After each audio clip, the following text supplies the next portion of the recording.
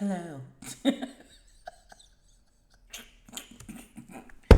Okay, y'all.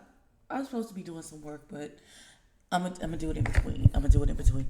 Welcome back to my channel. Thank you. Thank you very much. This is Abby with Abby Reviews. This is my whole natural face. I got some lip chap on and that's it. Today and some big hair and some glasses so I can see the small print. This is y'all don't care about none of that. This is gonna be my review and recap for Dragula Titan Season 2, Episode 3. I'm trying to get caught up. So next week, I'll be on track. So, I got the freaking hiccups. Jesus. We're going to jump into the Fulala and see what's going on, okay? Last week, they got rid of Yoska. If Yoska walked back her ass back into this workroom, so if Yoska walk her ass back in, I'm going to be upset. And let me just be frank and honest. I'm going to be upset because what the hell is happening on this season? But we going to see. Let's see what happens. Okay, Miss Yoska did not come back. She did not return.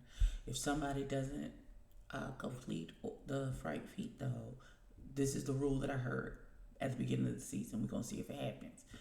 If you don't complete or compete in the fright feat, then the person who was eliminated the week before comes in and takes your place in the competition. I don't think it's going to happen this time, but we'll see. But this week's fright feat is the gravatorium vomitorium. That's a lot of words, but it is they put them in the ride and they spin them until somebody throws up, would be, or the last man standing who doesn't throw up. I don't know. Vomit is supposed to happen. No, thank you, Return to Sender. I don't want that. But we gonna see. We gonna see what happens. And this week is an alien theme. They gonna go crazy. I can feel it already. Eva Destruct. Listen, they had this whole conversation. Child, they had this whole conversation, right? They had a whole conversation about people's Eva Destruction saying at one point she liked the whole. She liked Yoska's whole outfit and aesthetic that she had in the challenge, but then they see her in the corner talking to Kendra saying, she's like, I wouldn't like to see you go home. And they tried to make that a big deal. Two things can be true at one time. I don't understand what the issue is. It's what, so because you like Yoska's aesthetic for the challenge, that means that you hated Kendra and wanted her to go home? That's not how feelings work. That's not how that works. Child, go to hell. They do it a lot. But we're going to see what happens in this vomit situation and see how much of it I can. Jesus. This is my face throughout the whole fright feed. They didn't even show the vomit. Just the sounds was enough.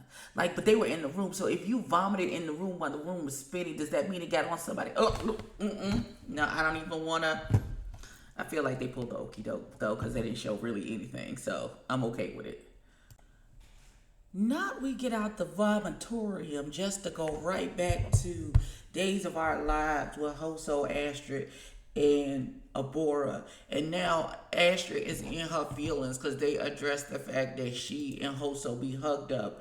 And it's kind of inappropriate and rude to Abora when you know that child got feelings for that other child.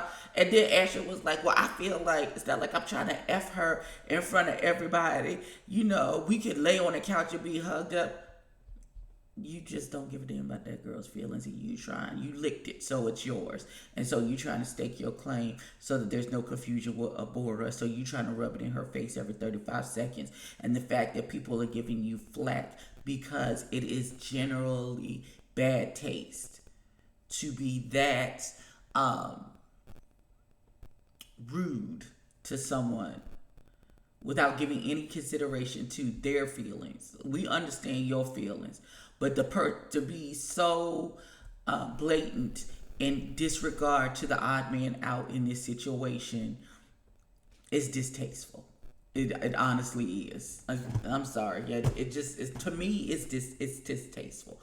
I wouldn't do that. Like, if y'all want to be hugged up when y'all go back to y'all hotel rooms or whatever it is, I'm not sure if y'all kept in containment or not for this show. If y'all want to be hugged up then and all of that stuff and be kissy faced, and cupcaking and all of that stuff, fine. Don't do it in that girl's face. Don't do it in her face. It's rude. It's rude and it's disrespectful. It's disrespectful. What in the narcissism is fucking happening over here? So what it is now, everybody is Astrid had this huge outrage that they're gonna do whatever, blah blah blah. So Astrid goes over to Abora and say, "Are you okay?" And Abora's like, "Not really," and like it's almost in tears. And Abora is like, it's one thing for you to say something and I be rejected out of the equation, but I need Hoso to be the one who's rejecting me because that's who I have feelings for. And I need him to outright say, no, it's not going to happen, instead of continuing to lead me on with vague promises and doesn't outright say, no, it's not going to happen. It's never going to be you. Even if it wasn't Astrid, it's still not going to be you. But Hoso refuses to do that because Hoso talk about I've been their idol for so long and I don't want to do anything that would jeopardize.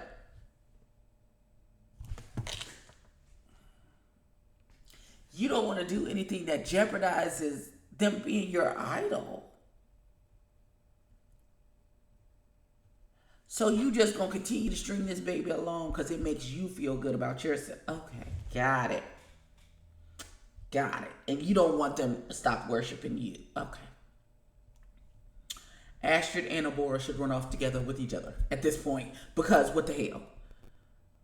I knew Hoso was a little flighty and flip-floppy and, out there and kind of spacey and possibly selfish last season when they had to literally talk to her about how she was treating the crew and using them like all of them were her assistants to help her get her shit together. But this is just a whole nother level of what that was last child. Okay. We gonna keep on going though. Not these children got me about to fucking cry. So Melissa B. Fierce, Kendra, and Coco go into the cauldron because they sick of the love triangle. And they almost talked about the love triangle for a second because they sick of, like, we gotta do this every 30 seconds. Why Melissa get up there and tell these children that 3 days before she came to Dragula, her husband left her with no explanation, just I don't love you anymore and I'm out. Didn't tell her cat, dog, bye, nothing. Just got up and left. This child is devastated. It took her 3 days to get out of bed to even get herself together because she knew she had to come here. And the raggedy ass husband, listen, Melissa, if you want to fight him, call me, daughter. My hands is rated E for everybody. Now, depending on, listen, he gonna feel me. And if he too big, I got something in my purse.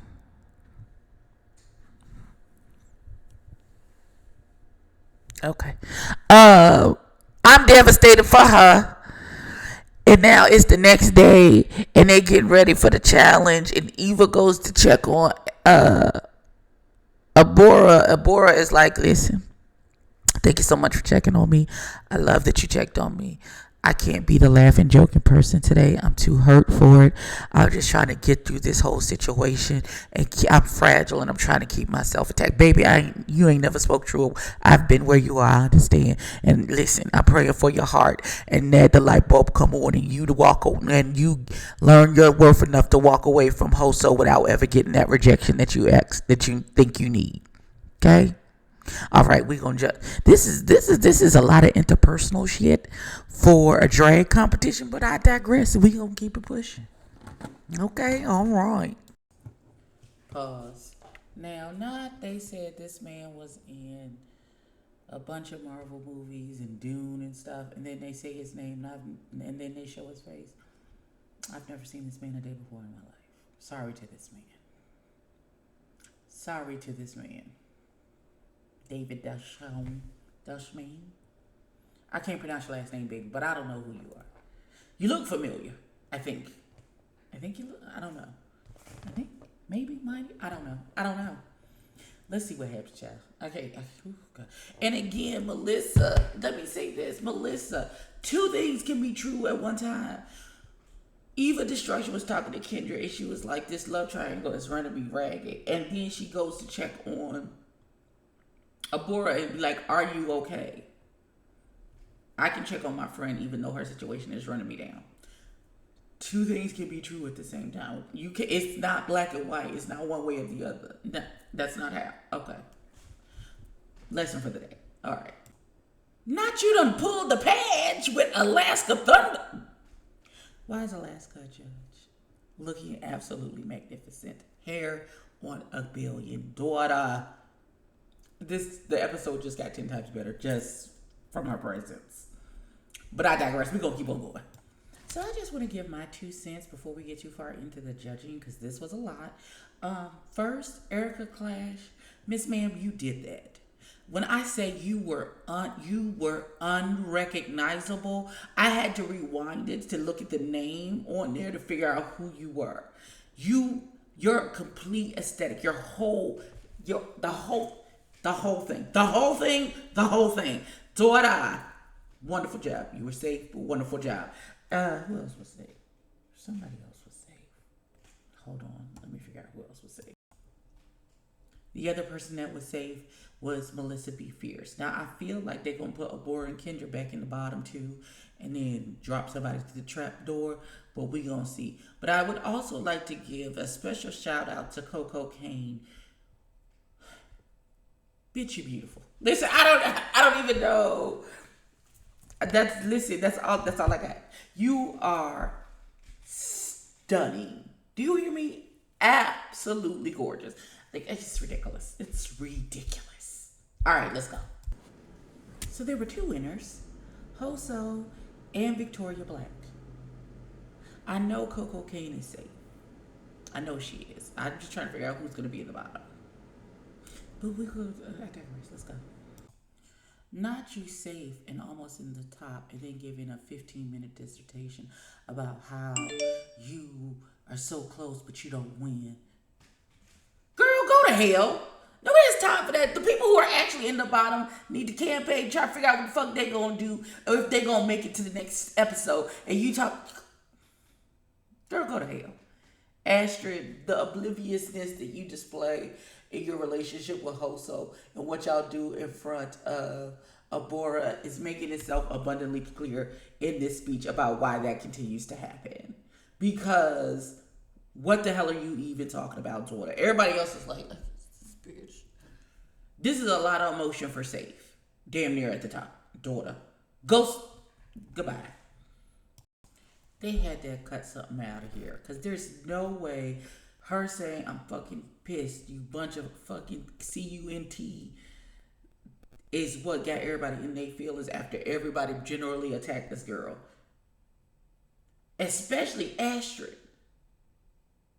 There's got to be something edited out. Because there's no way. We finna see who going home. It don't even matter. It don't even matter. Now, after all that fucking drama, they kept Abora. Now, I feel like they only keeping Abora because of that love triangle and their foolishness and fool-la-la between the 3 of them keeps the drama going for the show. So, and after the outburst that just happened in the cauldron, I absolutely think that's the only reason why they kept her. But listen, who is me? Who is me? All right, so that has been, I'm just throwing on a face because I got to do another thing. That has been my review and recap of Dragula Titans Season 1, Episode number 3. Like, comment, and subscribe. Tell a friend and tell a kid, and I'll catch you later for something else. Peace.